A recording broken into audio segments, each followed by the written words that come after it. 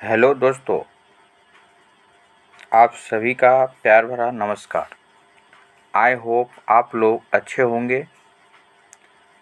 आज आप सभी के लिए एक महत्वपूर्ण टॉपिक सामान्य विज्ञान अर्थात पर्यावरण विषय के महत्वपूर्ण मल्टी चॉइस क्वेश्चन का संकलन एनसीईआरटी एवं एससीईआरटी पाठ्यक्रम पर आधारित लेकर आए हैं, जो बीपीएससी टीआरई 3.0,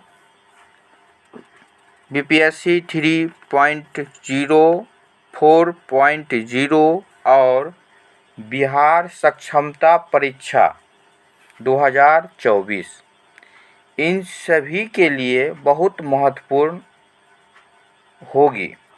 साथ ही सीटेट की तैयारी कर रहे सभी स्टूडेंट्स के लिए भी यह पर्यावरण के विषय से जितने भी क्वेश्चन आज हम आप सभी के लिए लाए हैं, वो सभी क्वेश्चन परीक्षा की दृष्टि से बहुत महत्वपूर्ण हैं।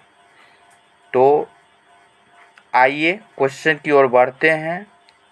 जो अभी तक मेरे इस चैनल को सब्सक्राइब नहीं किए हैं तो प्लीज़ सब्सक्राइब कर लीजिए, बेल आइकन को प्रेस कर लीजिए और यदि मेरी वीडियो पसंद आए तो एक लाइक कर दीजिए और अधिक से अधिक इस वीडियो को शेयर भी कर दीजिए।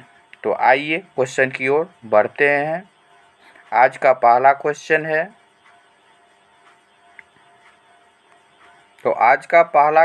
है। खेत में काम करने वाले घोड़ों द्वारा बैंक से वित्त पोषण कराकर गांव में आटे की चक्की लगाना परिचायक है ना।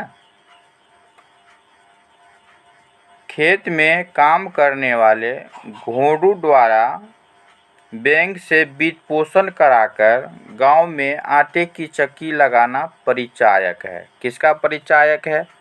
तो परंपरावादी का, वादिता का, आधुनिकता का, दोनों का, इनमें से कोई नहीं। तो इसका राइट आंसर हो जाएगा आधुनिकता का, है ना। चलिए नेक्स्ट क्वेश्चन की ओर बढ़ते हैं। प्रश्न नंबर 2। चलिए, परिवार और समाज में एक व्यक्ति का दूसरे व्यक्ति को स्पर्श करना एक जैसा नहीं होता है। ध्यान दीजिएगा, नहीं होता है। एक व्यक्ति का दूसरे व्यक्ति को स्पर्श करना एक जैसा नहीं होता है। इस कथन का तात्पर्य है लैंगिक भेदभाव या यौन शोषण या घरेलू हिंसा या इनमें से कोई नहीं। तो क्या कह रहा है कि एक व्यक्ति का दूसरे व्यक्ति को स्पर्श करना एक जैसा नहीं होता है। तो ये किसका तात्पर्य है? तो यौन शोषण का, है ना। चलिए आगे बढ़ते हैं। तीसरा प्रश्न है आज का कि तारा अपनी माता और नाना के साथ चेन्नई में रहती तो है, किंतु तारा को माता ने गोद लिया है। यहाँ गोद लेना का अर्थ होता है दत्तक संतान, दस्तक लेना, नगद दस्तूर, इनमें से कोई नहीं।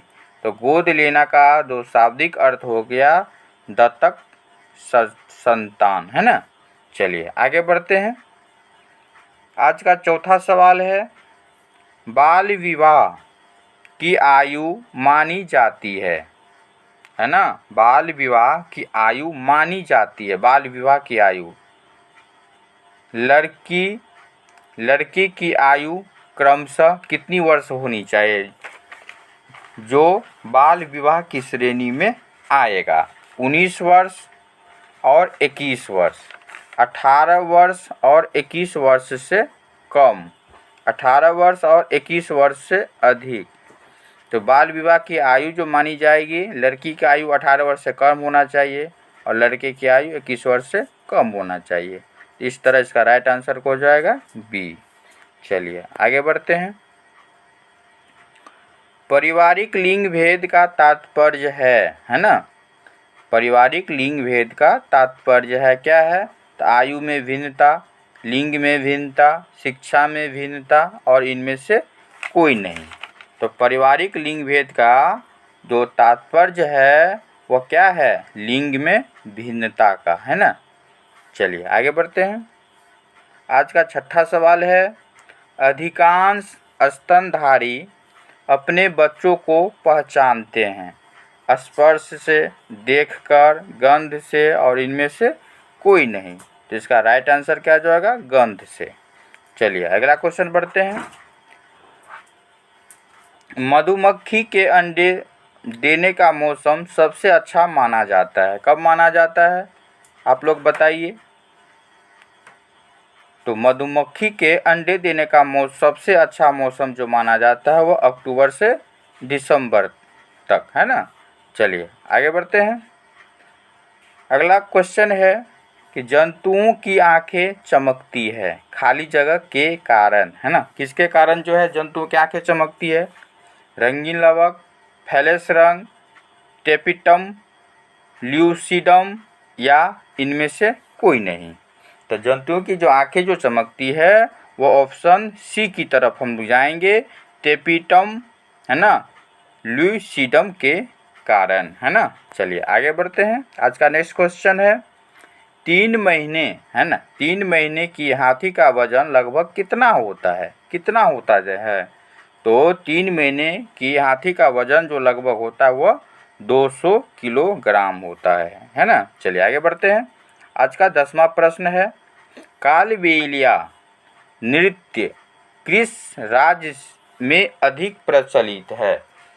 कौन सा नृत्य, कालबेलिया नृत्य जो है वह किस राज्य में अधिक प्रचलित है। तो इसका राइट आंसर क्या हो जाएगा, राजस्थान, है ना। इसका राइट आंसर क्या हो जाएगा, राजस्थान। राजस्थान में जो है कालबेलिया नृत्य अधिक प्रचलित है। चलिए नेक्स्ट क्वेश्चन, मकड़ी अपना जाल बनाती है ना, खाली जगह जैसे स्राव से, किसके स्राव से, तो आप लोग जानते होंगे प्रोटीन युक्त स्राव से मकड़ी जो है अपना जाल बनाती है। चलिए अगला क्वेश्चन है, भारत का राष्ट्रीय जलीय जीव किसे घोषित किया गया है। तो भारत का राष्ट्रीय जलीय जीव जो होता है वह डॉल्फिन को घोषित किया गया है। चलिए आगे बढ़ते हैं। प्रोजेक्ट टाइगर भारत में किस वर्ष प्रारंभ हुआ, है ना। 1 अप्रैल 1973, 1 मई 1973, 1 जून 1973। तो प्रोजेक्ट टाइगर भारत में 1 अप्रैल 1973 को जो है प्रारंभ हुआ।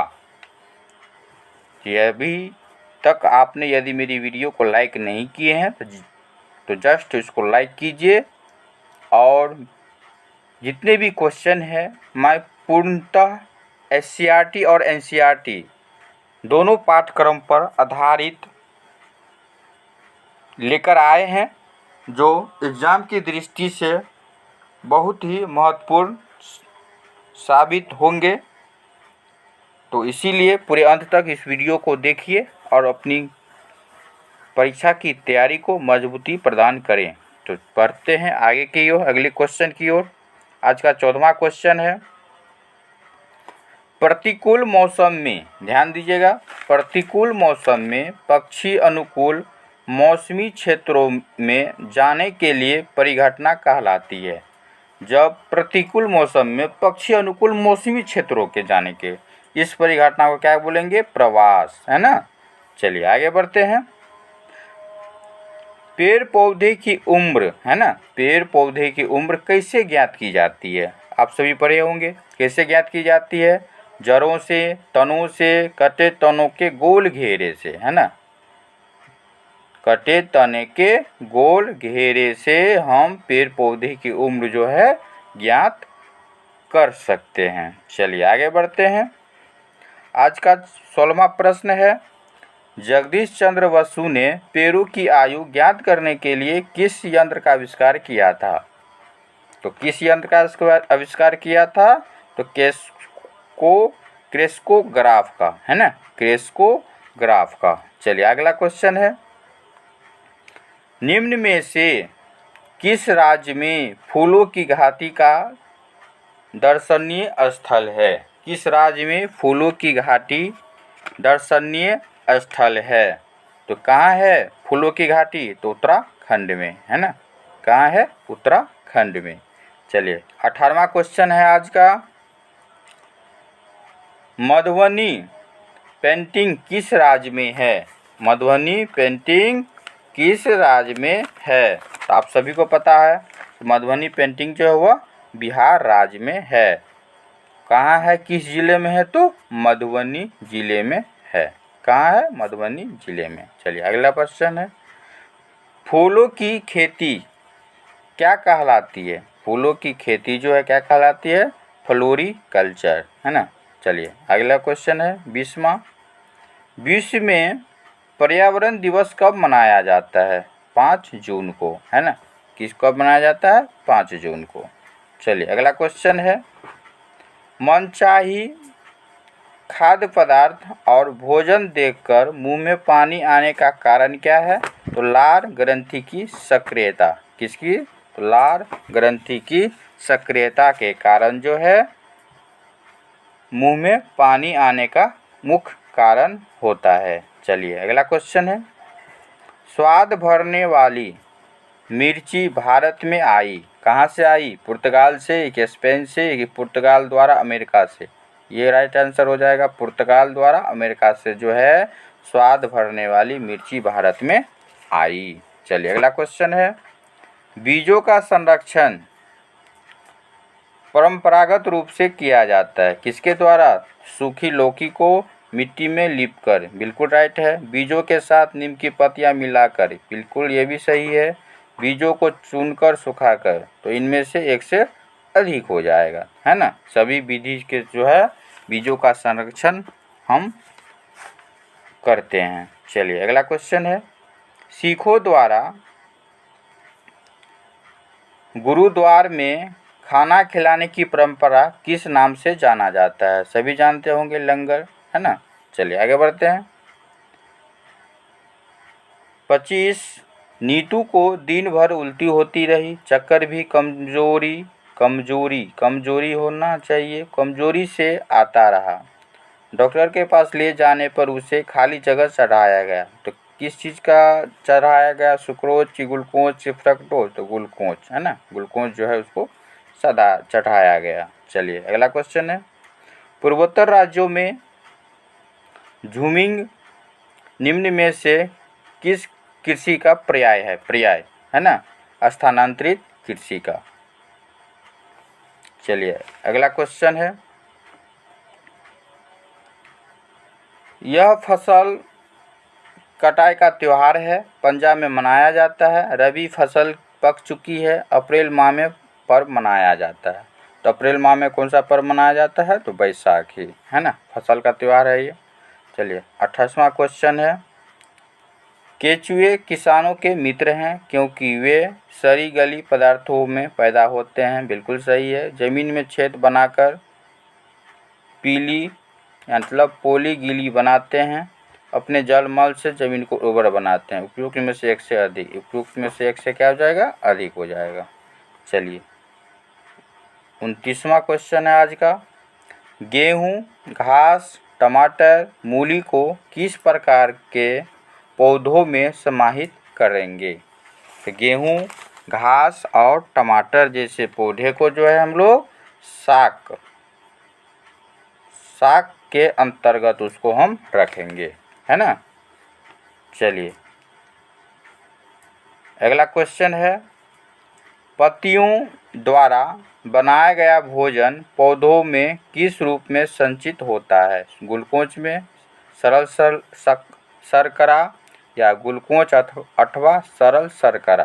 तो इसका राइट आंसर हो जाएगा ग्लूकोज अथवा सरल शर्करा के रूप में जो है वनस्पतियों द्वारा बनाया गया भोजन पौधों में संचित होते हैं, है ना। चलिए आगे बढ़ते हैं। यदि आपने अभी तक मेरी वीडियो को लाइक नहीं किए हैं तो लाइक कर दीजिए।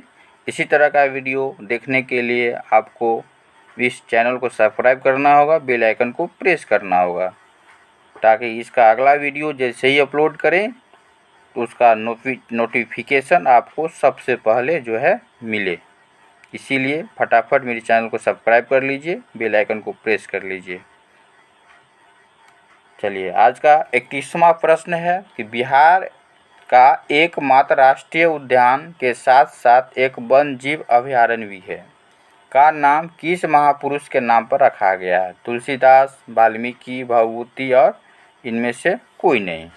तो इसका राइट आंसर क्या हो जाएगा? वाल्मीकि। तो आप लोग बताइए कि वाल्मीकि अभयारण्य राष्ट्रीय उद्यान या वन जीव अभयारण्य किस जिले में है ना, किस जिले में है? इसका आंसर आप लोग कमेंट बॉक्स में दीजिए। चलिए 32वां प्रश्न है आज का।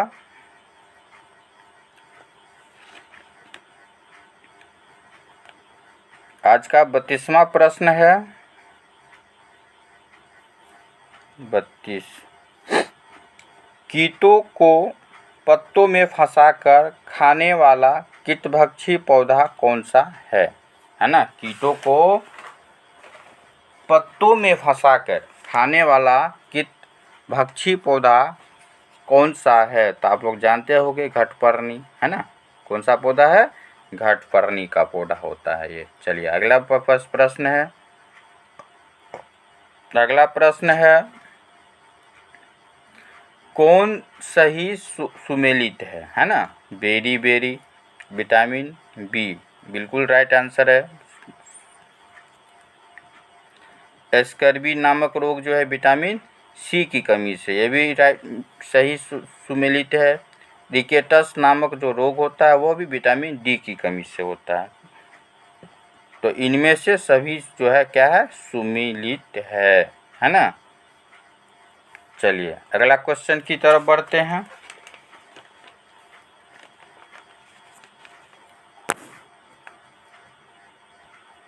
चौंतीसवां क्वेश्चन। यहाँ पर सीरियल का क्रम जो है थोड़ा गलत हो गया है, यहाँ 34 होगा। मधुमेह का रोग किसकी कमी से होता है ना?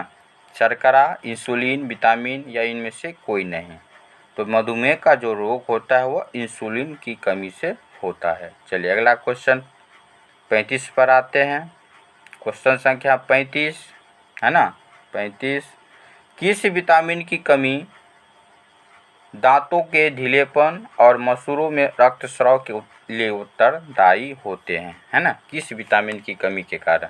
तो आप लोग जानते होंगे विटामिन किसकी कमी के कारण जो है दांतों में ढीलेपन और मसूड़ों में रक्तस्राव की उत्तरदायी होता है? तो विटामिन सी, है ना। विटामिन सी की कमी के कारण जो है यह रोग होता है। चलिए अगला क्वेश्चन है क्वेश्चन नंबर 36 की ओर बढ़ते हैं। क्वेश्चन नंबर आज का 36वां क्वेश्चन है कि आयोडीन की कमी से कौन सा रोग होता है? तो आयोडीन की कमी से कौन सा रोग होता है? घेगा रोग होता है ना। चलिए आज का 37वां प्रश्न है। प्रश्न 35वां है परंपरागत भोजन चावल, गेहूं, आलू में कौन सा तत्व अधिक होता है? कौन सा तत्व? प्रोटीन, विटामिन, कार्बोहाइड्रेट, इनमें से कोई नहीं। इसका राइट आंसर क्या हो जाएगा? कार्बोहाइड्रेट। चलिए अगला क्वेश्चन है आज का 38वां क्वेश्चन हो गया। आज का 38वां क्वेश्चन हो गया कि ताजे फल और सब्जियां किस पौष्टिक तत्व के महत्वपूर्ण स्रोत हैं? तो ताजे फल और सब्जियों में जो है विटामिन अधिक मात्रा में जो है पाए जाते हैं। चलिए अगला क्वेश्चन है 39वां क्वेश्चन है आज का।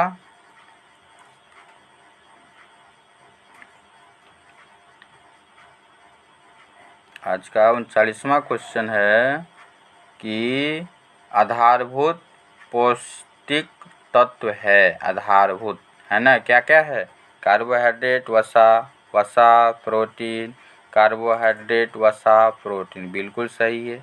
इसका राइट आंसर क्या हो जाएगा? कार्बोहाइड्रेट, वसा और प्रोटीन, है ना। चलिए अगला क्वेश्चन है। आज का 40वां क्वेश्चन हो गया।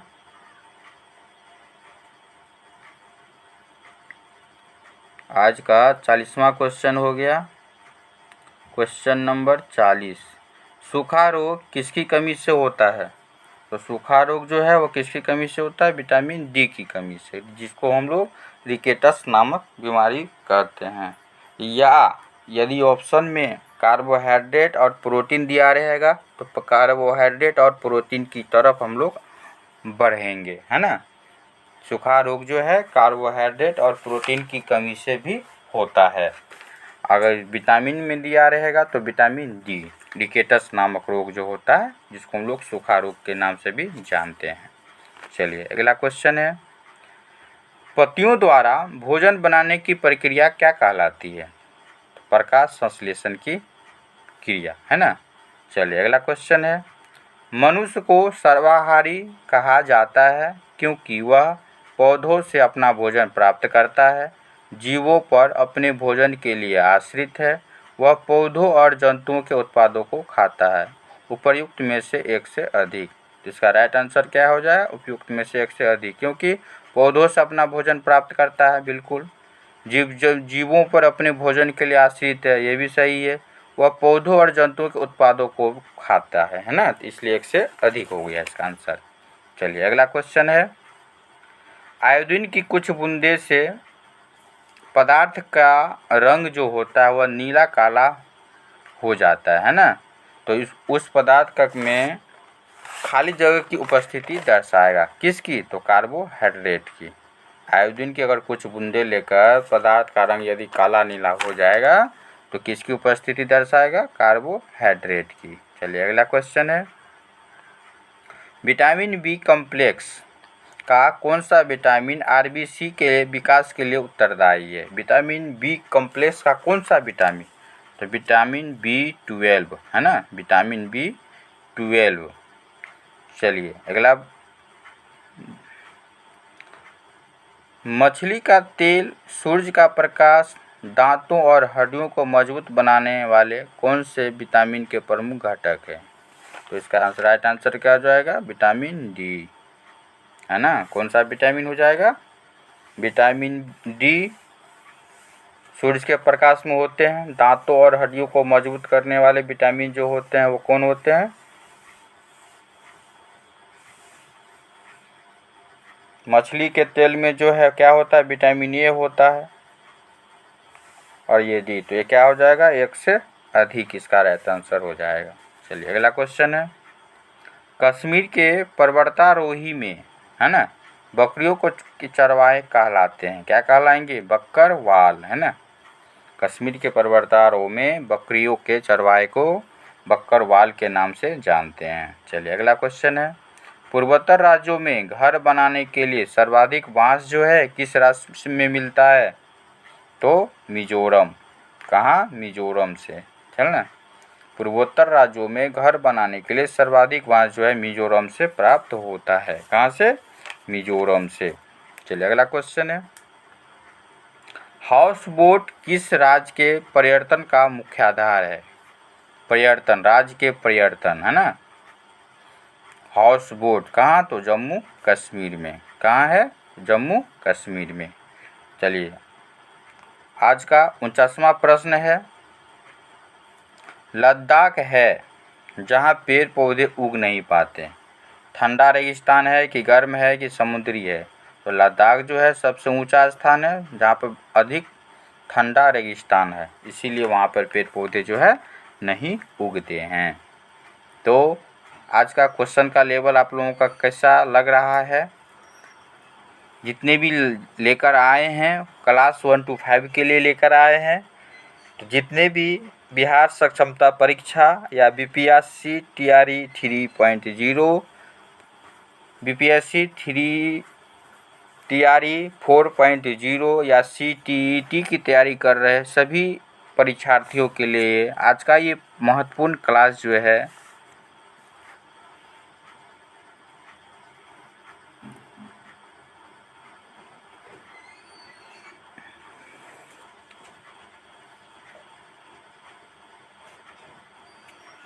परीक्षा के उपयुक्त दृष्टि से बहुत महत्वपूर्ण है ना। चलिए आगे बढ़ते हैं अगला क्वेश्चन की तरफ हम लोग।